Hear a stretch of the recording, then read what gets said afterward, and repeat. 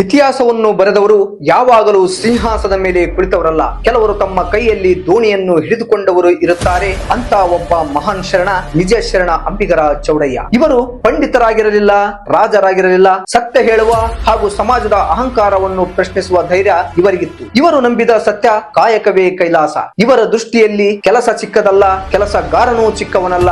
ಚಿಕ್ಕ ಕೆಲಸ ಅನ್ನುವುದೇ ಇಲ್ಲ, ಮನಸ್ಸು ಮಾತ್ರ ಚಿಕ್ಕದಿರುತ್ತದೆ. ಸಮಾನತೆಯೇ ಅವರ ಹೋರಾಟ. ಅವರ ಕಾಲದಲ್ಲಿ ಜಾತಿ ದೊಡ್ಡದು, ಮನುಷ್ಯ ಚಿಕ್ಕವನು. ಇದನ್ನು ಅವರು ಪ್ರಶ್ನಿಸಿದರು. ದೇವರ ಮುಂದೆ ಎಲ್ಲರೂ ಸಮಾನರು, ಕಾಯಕದ ಮುಂದೆ ಎಲ್ಲರೂ ಒಂದೇ. ಇವರು ಯಾರನ್ನು ಮೆಚ್ಚಿಸಲು ಮಾತಾಡಲಿಲ್ಲ, ಸತ್ಯವನ್ನು ಹೇಳಲು ಮಾತಾಡಿದರು. ಅಂಬಿಗರ ಚೌಡಯ್ಯನವರು ಹೇಳ್ತಾರೆ, ನೀನ್ ಏನ್ ಮಾಡ್ತೀಯ ಅನ್ನೋದು ಮುಖ್ಯ ಅಲ್ಲ, ನೀನು ಹೇಗೆ ಬದುಕುತ್ತೀಯ ಅನ್ನೋದು ಮುಖ್ಯ. ನಿಮ್ಮ ಕೆಲಸವನ್ನು ಕಡಿಮೆ ಎಂದು ಭಾವಿಸಬೇಡಿ, ನಿಮ್ಮ ಹಿನ್ನೆಲೆಯನ್ನು ಲಜ್ಜೆ ಪಡಬೇಡಿ. ನಿಮ್ಮ ಕೆಲಸದಲ್ಲಿ ಪ್ರಾಮಾಣಿಕತೆ ಇದ್ದರೆ ನಿಮ್ಮ ಜೀವನದಲ್ಲಿ ಶಕ್ತಿ ತಾನಾಗಿಯೇ ಬರುತ್ತದೆ. ಅಂಬಿಗರ ಚೌಡಯ್ಯನವರು ನಮಗೆ ದೋಣಿ ಕೊಡಲಿಲ್ಲ, ದಾರಿ ಕೊಟ್ಟರು. ಸಮಾನತೆಯ ದಾರಿ, ಕಾಯಕದ ದಾರಿ, ಧೈರ್ಯದ ದಾರಿ. ಹಿಂದೆ ನಿರ್ಧಾರ ಮಾಡಿ, ನಾನು ನನ್ನ ಕೆಲಸವನ್ನು ಗೌರವಿಸುತ್ತೇನೆ, ಮನುಷ್ಯರನ್ನು ಮನುಷ್ಯರಂತೆ ಕಾಣುತ್ತೇನೆ, ಸತ್ಯವನ್ನು ಹೇಳಲು ಹೆದರುವುದಿಲ್ಲ ಎಂದು. ಇದೇ ನಾವು ನಿಜ ಶರಣ ಅಂಬಿಗರ ಚೌಡಯ್ಯನವರಿಗೆ ನೀಡುವ ನಿಜವಾದ ಗೌರವ. ಎಲ್ಲರಿಗೂ ಅಂಬಿಗರ ಚೌಡಯ್ಯನವರ ಜಯಂತ್ಯೋತ್ಸವದ ಶುಭಾಶಯಗಳು. ಈ ವಿಡಿಯೋ ಇಷ್ಟ ಆದ್ರೆ ಲೈಕ್ ಮಾಡಿ, ಶೇರ್ ಮಾಡಿ, ಸಬ್ಸ್ಕ್ರೈಬ್ ಮಾಡಿ. ಜೈ ಹಿಂದ್, ಜೈ ಕರ್ನಾಟಕ.